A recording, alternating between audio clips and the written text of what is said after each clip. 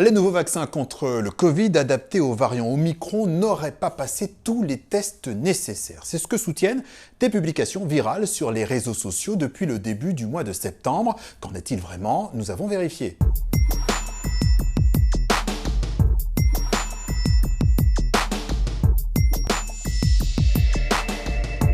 D'abord, ces vaccins bivalents mélangent deux souches du coronavirus, la souche originelle et celle d'Omicron. L'objectif est de lutter plus efficacement contre les différents variants.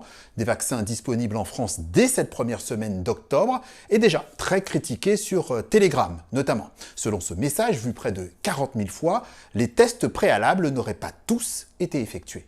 Aucune étude humaine n'a été réalisée avant l'approbation des nouveaux boosters mis à jour et l'étude clinique référencée ne comprenait que 8 souris. C'est à la fois sans précédent et imprudent.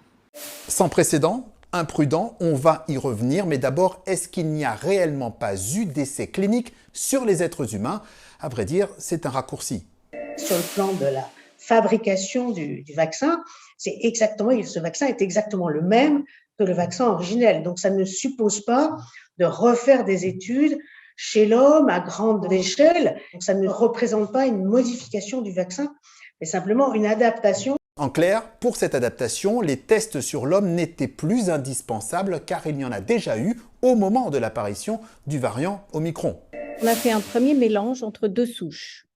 La souche d'origine et la souche qu'on appelle BA1. Ce vaccin a été testé chez l'homme. Après, on a mélangé donc la souche d'origine avec les autres variants Omicron BA4, BA5.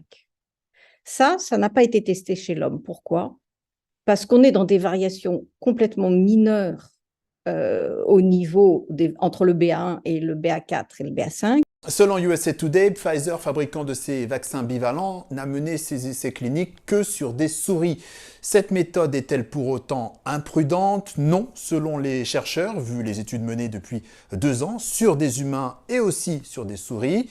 En plus, ces tests sont menés pour limiter les risques à 2 niveaux. D'abord, mesurer la réponse immunitaire. On compare le vaccin originel et le vaccin modifié et on voit que la quantité d'anticorps produits vis-à-vis des nouvelles souches est nettement supérieure. Donc, on peut en conclure que ce vaccin est plus efficace, sera plus efficace que le vaccin originel. Ces tests servent aussi à savoir les effets secondaires ou indésirables de ces nouveaux vaccins. La tolérance immédiate du vaccin en termes de réponse de type fièvre ou ce genre de choses est tout à fait équivalente. Il n'y a aucune différence par rapport au vaccin originel. Il va y avoir une pharmacovigilance, comme il y a toujours eu au niveau des vaccins, extrêmement précise, extrêmement suivie, mais il n'y a scientifiquement aucune raison de penser que c'est une nouveauté dangereuse. Dernier point, dans le message Telegram, produire un nouveau vaccin non testé sur des humains est présenté comme une situation sans précédent. Or, non, ce n'est pas nouveau. Pour les virus grippaux, chaque année, on fait cette adaptation et il n'y a pas d'études chez l'homme préalable. Chaque année, on mélange 3 souches, qui est qu'on considère les mieux adaptées pour protéger la population contre l'infection grippale. Et évidemment qu'on ne teste pas chez l'homme chaque année. Ce qui permet de mieux coller à l'évolution de la grippe. Et c'est d'ailleurs aussi l'ambition de ces nouveaux vaccins bivalents que les scientifiques considèrent comme beaucoup plus efficaces face aux différentes souches de Covid.